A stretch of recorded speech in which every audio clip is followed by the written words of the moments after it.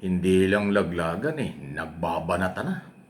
Sa social media mismo, may kanya-kanyang tao, bata-bata, itong mga politiko, abogado, na identify sa mga Duterte. Aba, ano nangyari sa inyo? Ah, bakit yung gusto nyo hindi maayos ni Sara Duterte na nag-aambisyon na maging Pangulo ng Bansa?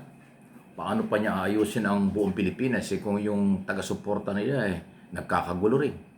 Ay, di ba? Balitaan na ba niyo? Ah, yung Robin Padilla ah, at Topacio laban kay Rowena Guanzon. Di ba? Matindi. Kasi ito si Guanzon, talaga naman liberal party ito. Piklawan, dilawan ng una yan. At yan ay nung mag-ambisyon na maging party list congressman, group pa ni Topacio o nagpetisyon yan sa COMELEC. Sa korte pa yata. Tapos ngayon, kung makasalita at makabanat itong si Guanzon, ay para bang Duterteng totoo siya. Ayan. Kaya hindi matanggap nitong si Robin Padilla at si Topacio. Sabi nga ni Robin Padilla, sinabihin mo nga akong BO-BO tapos ngayon kakampi ka namin. Di ba? Nung rally nga ako sa Davao nung nakaraan lang, birthday yata yun, o kung anong may okasyon sa Davao. Nagbanatan sa stage pa yung nagparinigan yung dalawa. Yan. Pero si Sara Duterte, dead ba? Tahimik sa isyong ito. Parang yung una din, di ba? Nagbanggaan yung Roque Panelo. Hanggang ngayon, magkasalungat yan. Hindi rin nagkasundo. Ngayon, may bago. Vic Rodriguez at saka sino ba yung congressman dati na dating mayor na dating congressman hindi makabalik sa Negros? Na kilala ko yung mamang yan.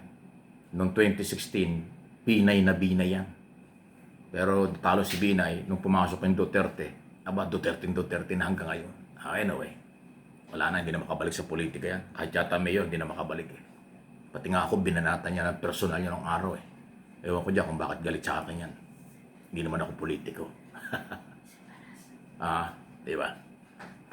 Ayaw ko ng pangalanan, wala na naman yan Puro balingbing lang ang galaw niyang abogadong yan.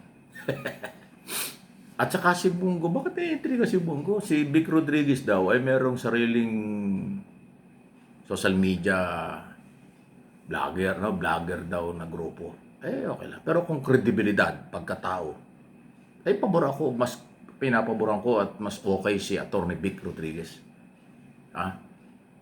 Yan ay professional na abogado at may prinsipyo.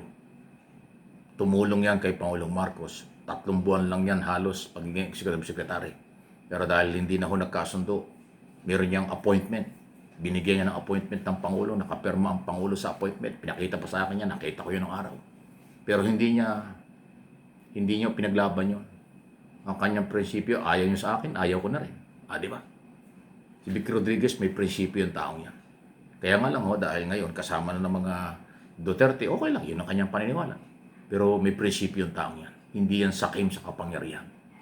Si Atty. Vic Rodriguez. Kilala din niya ako. Dating executive secretary, pero inuuga-uga kung sino mang grupo niya sa Malacanang, napilitan siyang umalis. Tapos, nung alis siya nandiyan pa rin siya, binigyan siya ng posisyon, chief of staff. Alam niyo yung pagiging chief of staff niya, hindi fake yun. Mayroong black and white order sa presidente. Ang problema lang, hindi naman ipinatupad ni presidente. Hindi naman ipinost ni Rodriguez, pero mayroong black and white order. Nakita ko pa yun Signed by the president. Hindi kung sino pumirma, Pangulo mismo. Itinalaga siyang chief of staff ni Pangulong Marcos. Pero maraming tumutol, hindi na niya tinuloy. Kahit may appointment siya, hindi niya pinaglaban, umalis na siya. May prinsipyo yung mama. Di ba?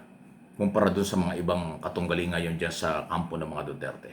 Wow, kakaiba. Hindi ito chismis hindi intriga ito. Magbasa kayo ng kanilang mga pinaggagawa sinasabi. Bugbugan sila. May bata-bata sila.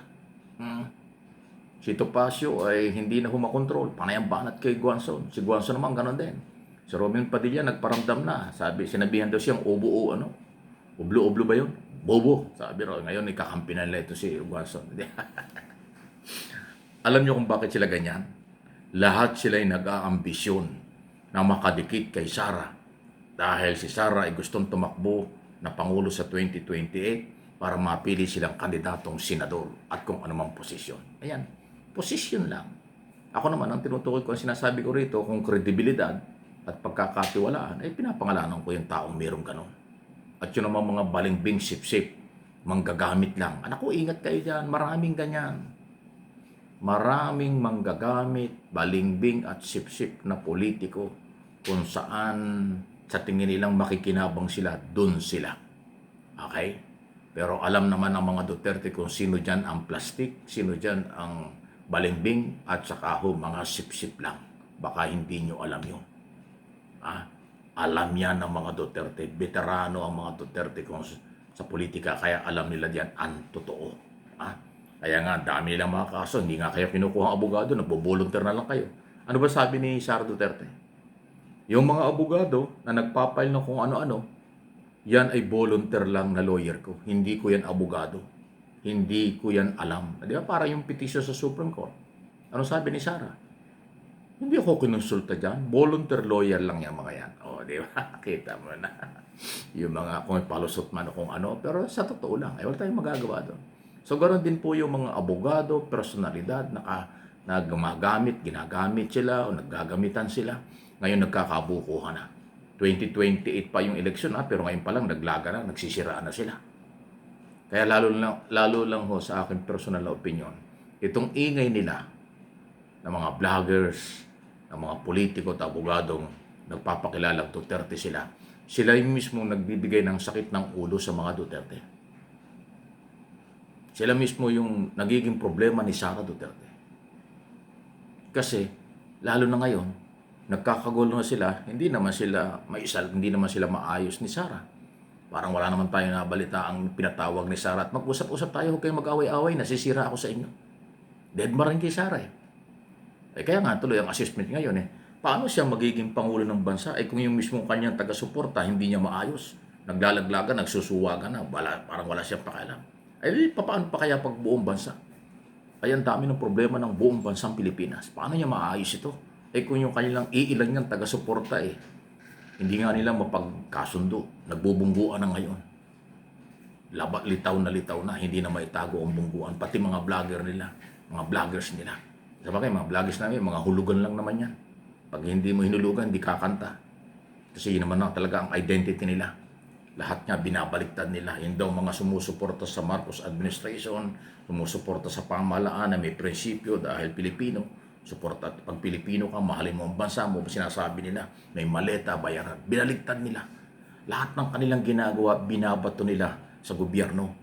Kahit wala sa gobyerno, inaakusahan nilang may maleta at bayaran. Kalokohan yun. Pati itong aking channel, pati ako, kung personal nila, ganon-ganon. Pero dahil mababaw ang kanilang argumento, garbage ang kanilang kanilang maleta, garbage ang kanilang akusasyon, kaya baliwala sa akin yan.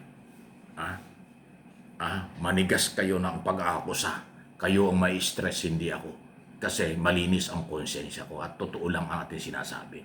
Base sa nangyayari, kaganapan, at pwedeng mangyari ang aking mga opinion at topic sa aking mga channel. Di ba? Please like and share. Doon sa hindi pa, follow and subscribe.